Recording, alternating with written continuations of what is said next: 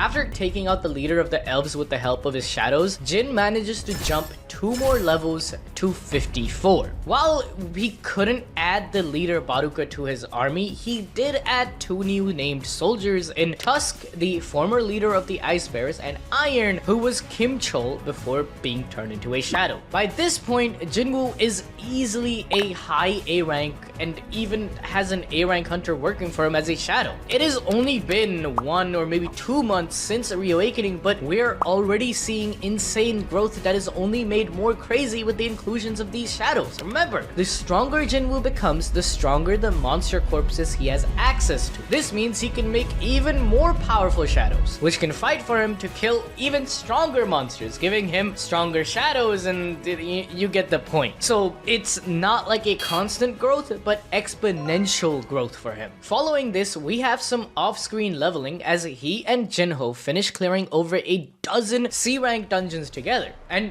by chapter 56, Jin had made it all the way to level 61. Now, feeling ready, Jinwoo enters the Demon Castle dungeon that Cerberos had been guarding. While in the Demon Castle, the level ups get a bit hard to follow, but Jinwoo spends just under a week here and clears more than half of the floors up to floor 75. In chapter 56, he does mention that it would normally take him 9 C-rank dungeons to gain a single level, but fighting demons here can give him a level every 4 hours. If that was true of the whole time he spends here, he would have gained about 40 levels. However, as he continues to grow, he needs more and more experience each time, so it becomes a much slower process. We've all tried to complete the battle pass, right? They make it so easy to finish the early levels, but to get Peter Griffin, you gotta spend 60 goddamn levels. I just want Peter Griffin, bro. All we know for certain is that against the 3rd major dungeon boss on level 75, Soul Shepherd Mythos, when Jin defeats him, he earns 2 levels. That being said, when he emerges from reaching floor 75 of the Demon Castle, he goes for a re-evaluation and is later told by the chairman of the Hunter Association, Go Gun Hee, that if the meter were capable of measuring the full range, your results would have shown up as SS or SSS rank. However, no matter how many S's are added, the results still won't be an accurate measure of your power. What he's saying is that S rank is actually the rank that has the biggest differences in ability compared to the other ranks, because the way someone is confirmed as an S rank is when their power can't be measured by the machine, so there are huge differences in this elo. At this point, there are very few other hunters who are on his level in Korea. That list probably only includes Chairman Go and Cha Hain, though Choi Jung-in and Baek Yoon-suk are in the same ballpark. In chapter 69, we start following Jinwoo as he joins the Hunters Guild in an A-rank guild raid. Here, he's acting as a back carrier as his rank hasn't officially been confirmed yet, so everyone still thinks he's E-rank. However, things go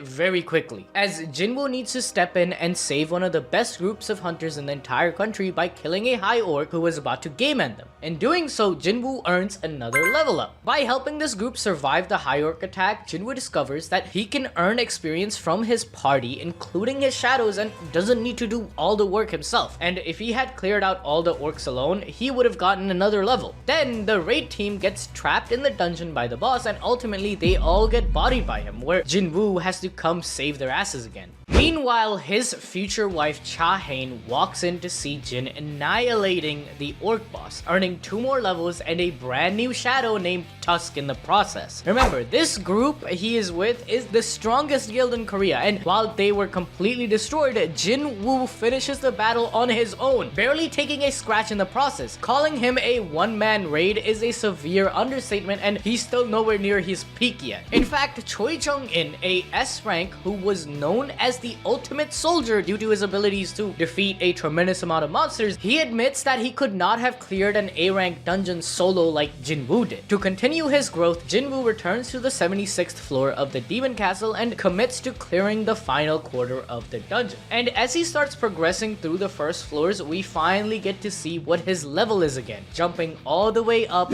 to 81. By the time Jinwoo has cleared up to the 89th floor, both he and his shadows shadows have received a ton of XP. He's now sitting at level 87, while both Igris and Tank rank up to the next tier of shadow, being Knight and Elite Knight respectively. Don't get too comfortable here, as the next chapter, chapter 85, would see Jinwoo hitting level 90 on floor 98 and level 93 by floor 100, where he is challenged by the Demon King Baran, who rides a badass wyvern. Like Jinwoo, Baran also summons an army to fight for him. He brings out 1,000 demon knights and they clash with Jinwoo's shadow army, but ultimately it comes down to Jin versus Baran in a 1v1. Monarch of Shadow versus Monarch of White Flames. Because of the wyvern Baran was riding, Jinwoo struggles to reach him, but thanks to Iron, he finally comes face to face with the Demon King. Both are literally pushed to their absolute limits and they start trading one hit back and forth. Baran was a complete monster, as you would expect from a Monarch. Jinwoo had to utilize his most powerful shadows and gank the guy, but even then, he couldn't win without the help of Isil distracting him, a demon baddie he picked up in floor 80, which gave him the opportunity to use all of the power he had left in one punch to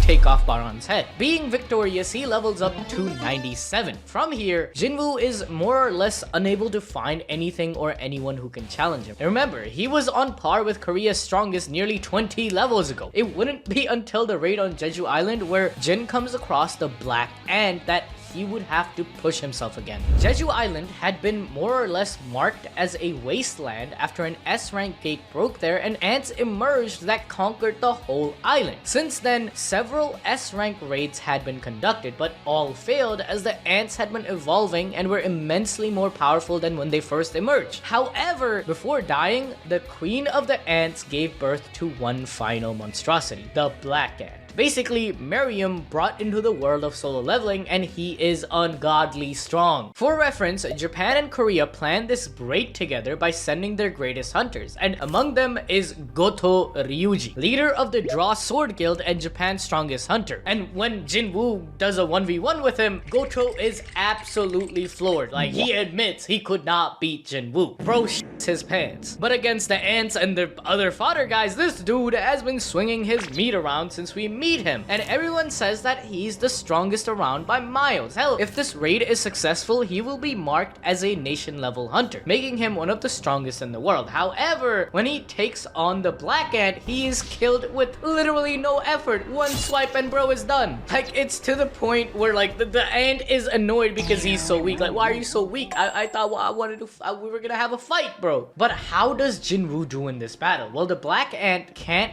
beat him in any way. Brute strength? Nope.